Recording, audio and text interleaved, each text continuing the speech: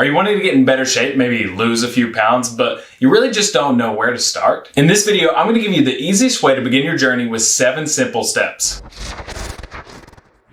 Hey guys, thanks so much for stopping by. My name is Devin, and if you're new here, I create videos teaching you how to lose weight fast, gain muscle, and tone up from the comfort of your own home. So subscribe and hit that notification bell for more upcoming content. And hey, if you'd like more information on how to stay fit from home, feel free to check out our blog at rickerfit.com, listed in the description below. So let's jump into it. Step number 1, know your goals. It's hard to know where to shoot an arrow if you don't have a target. While I'm a true believer that fitness is a way of life, not just a quick fix, it is vital to have specific goals to strive for. This can look like anything from losing weight to gaining muscle to simply creating a healthy routine for longevity and quality of life. So step 1 is to have specific goals in mind when starting. So make sure you have both long-term and short-term goals. Long-term being, what do you hope to accomplish with your health and fitness in the next 6 months, year, or even over the course of your life? Short-term goals being, what are the weekly and daily steps that you're going to take to achieve those long-term goals? They are essentially the trail markers to keep you on the right path. While these goals are important, much like any structure in life, they are only as strong as their foundation. And in this case, the foundation is your why. So step number 2, know your why. Your why is what drives you. What gives your journey its purpose. Having superficial goals is a great start, but the depth of those goals is from the purpose behind the why.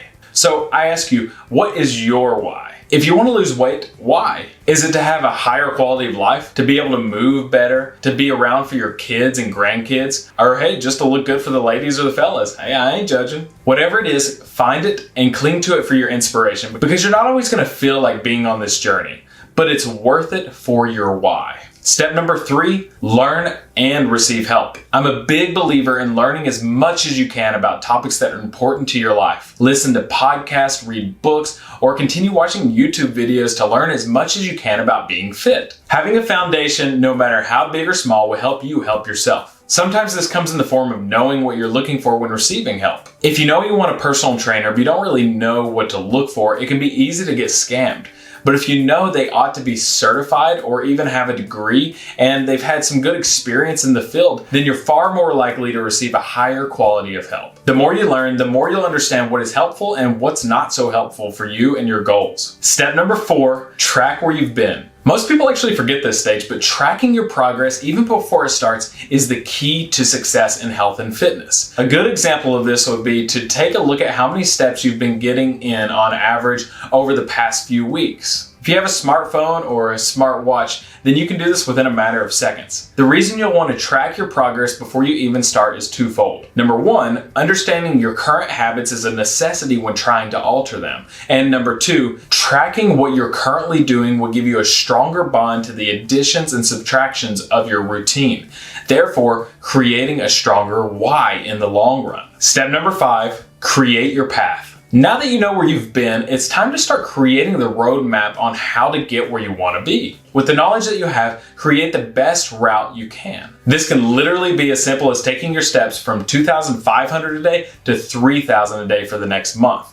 and then progressing to maybe 3,500 every single day the month after that. With examples like this, we know that more movement is typically better than less. So have your long-term goal of maybe reaching a daily average of around 8,000 steps a day and build that over time. Keep it simple, of course, and if you can dive deeper with a specific training routine that includes various exercises and even a nutrition plan, and you feel uncomfortable with creating that yourself, hey, that's normal. But don't just stay there. Consult a professional to create your program instead and have them keep you accountable along the way. Hey, that's what we're here for. Step number 6, step into your journey. So you've got your long and short-term goals, you know the why that drives them, you've learned as much as you can about fitness and you've received help, you've started tracking even before you're moving, you've routed your map, and now it's time to start your journey. Don't be afraid, but rather step forward into your path and know that it won't be perfect. One of the best lessons that I've learned is that there's no perfect path, and positive progress is always more important than perfection. Know that you're going to mess up every now and then, you're going to skip a session, you're going to eat too much, you're going to miss your steps, whatever that looks like, but just know that that is okay. The more important factor is your consistency. If you're starting from scratch, Even if you just do 1 or 2 days a week, that's a pretty good start. And the more you stay consistent, the more consistent you'll be over time. Give yourself grace on this process and you'll do just fine. The last step, step number 7, track your path. Now that you have all of the other steps in line, make sure that you continually track your progress.